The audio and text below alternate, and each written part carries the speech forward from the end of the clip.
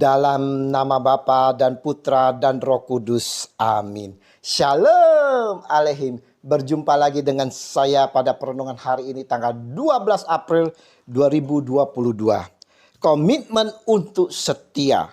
Bacaan liturgi hari ini diambil dari kitab Yesaya 49 ayat 1 sampai dengan 6 dan Injil Yohanes 13 ayat 21 sampai dengan 23 sampai dengan 33, dilanjutkan dengan ayat 36 sampai dengan 38.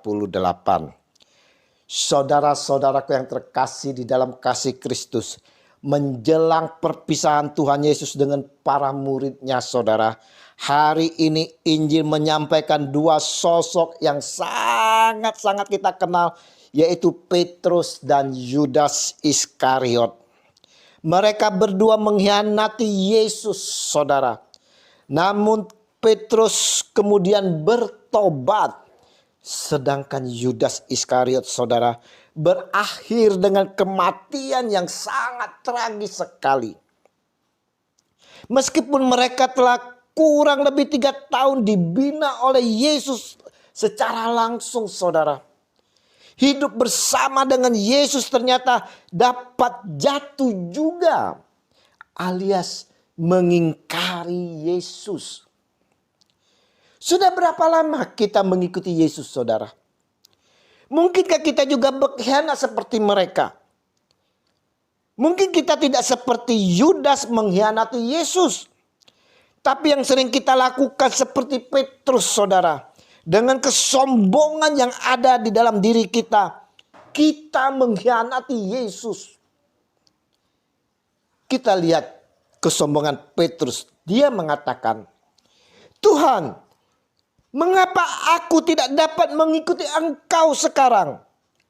Aku akan memberikan nyawaku bagimu. Yohanes 13 ayat 37. Petrus tak memahami sendiri apa yang dikatakannya, saudara.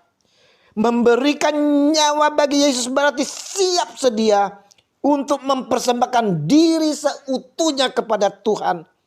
Dalam situasi dan kondisi apapun, kapanpun dan dimanapun.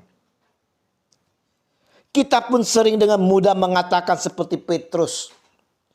Dengan pasangan kita, dengan kita katakan, saya akan bersamamu selama-lamanya. Saya akan setia di dalam perkawinan. Tapi apa yang terjadi, saudara? Dengan mudahnya kita ingkari apa yang kita ucapkan, saudara. Kita khianati pasangan dengan perselingkuhan. Mungkin bukan dengan perselingkuhan. Bisa saja dengan memperhatikan pasangan kita yang pagi, namun kita mulai asik dengan hobi baru kita. Kita asik dengan memancing. Asik bermain bersama-sama teman kita di luar. Asik bermain gadget. Kita lupa dengan pasangan kita, saudara. Atau kita dalam berteman, saudara-saudara. Teman itu sangat baik sekali terhadap kita, yang selalu memperhatikan kita. Tetapi oleh karena sesuatu hal, kita merasa sakit hati dengan dia, dan secara diam-diam pun kita merasa benci, saudara. Kita berusaha untuk menyingkirkan diri dari dia. Menyikut dia. Kita mau menikam dia dari belakang. Pengalaman dikhianati hampir selalu ada di dalam sejarah hidup manusia, saudaraku. Bahkan sampai sekarang kisah pengkhianatan terus dan terus berlanjut. Banyak orang yang menilai bahwa dikhianati oleh orang terdekat, orang kepercayaan, orang-orang yang dicintai rasanya jauh lebih menyakitkan daripada perbuatan jahat yang dilakukan oleh orang lain, saudara. Yesus mengalami semuanya itu. Yang melakukannya adalah 2 orang murid kesayangannya, saudara. Bahkan ia sudah tahu lebih dulu bahwa Yudas memilih untuk menyerahkannya kepada pemimpin agama Yahudi. Tentu saja Yesus sedih. Secara manusiawi tentu Yesus merasa ketakutan ketakutan saudara dan sakit sekali saudara. Namun oleh kenyataan pengkhianatan ini, Yesus tidak membenci Yudas.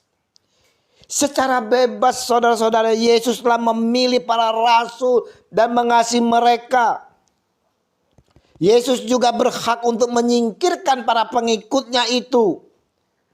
Namun saudaraku yang terkasih, Yesus tetap setia kepada mereka. Yesus ingin setia dengan komitmennya, cintanya sampai akhir saudara. Apa yang dialami Yesus merupakan cermin bagi hidup kita saudara. Tidak selamanya pekerjaan yang telah kita lakukan dengan baik akan ditanggapi positif oleh orang-orang lain di luar sana. Kadang orang lain tidak menghargai kita. Mereka mencela atau bahkan mengkhianati kita dengan perbuatan segala yang kita lakukan saudara. Saudaraku yang terkasih, perenungan hari ini di dalam masa pekan-pekan suci saudara, mau mengajak kita semua, saya dan saudara, kembali merefleksikan diri kita. Masih adakah kesetiaan di dalam diri kita terhadap pasangan kita, terhadap pekerjaan kita, sahabat kita? Adakah kita mengorbankan nilai-nilai kebenaran dan kejujuran di dalam kehidupan kita? Di dalam keluarga, di dalam pekerjaan, di dalam persahabatan komunitas, maupun di dalam sekitar kehidupan kita saudara. Kita juga diajak untuk merenungkan sabda Yesus kepada Petrus. Sebelum ayam berkokok, engkau telah menyangkal aku 3 kali. Yohanes 13 ayat 38. Sebelum ayam berkokok berarti pagi-pagi buta saudara. Di mana kebanyakan orang masih tidur nyenyak. Dan ada juga sebagian dari kita ada yang baru pulang ke rumah. Atau masih begadang. Dengan pikiran-pikiran yang tak sehat. Di sini saudara. Di sini Yesus ingin dari kita pergunakan di waktu subuh itu untuk berdoa dan memuliakan Tuhan. Bukan kita gunakan waktu itu, waktu subuh itu dengan segala macam yang kurang sehat. Lebih baik pagi hari itu kita bersyukur dan berdoa daripada mengeluh. Daripada kita marah-marah atau menggerutu saudara. Mari saudaraku yang terkasih. Kita mau melakukan segala pekerjaan dengan ketulusan saudara. Kebenaran, kesetiaan dan cinta kasih. Di dalam persatuan dengan Allah. Yesus telah memberi teladan dan harapan. Bahwa barang siapa setia sampai akhir, komitmen cintanya akan membuahkan kebahagiaan dan kemuliaan. Marilah saudaraku, kita hargai waktu yang ada di hadapan kita. Mari kita hidup di dalam kesetiaan, hidup di dalam berkomitmen, penuh setia. Kemuliaan kepada Bapa dan Putra dan Roh Kudus, seperti pada permulaan, sekarang, selalu, dan sepanjang segala abad. Amin. Dalam nama Bapa dan Putra dan Roh Kudus. Amin. Shalom Aleihim.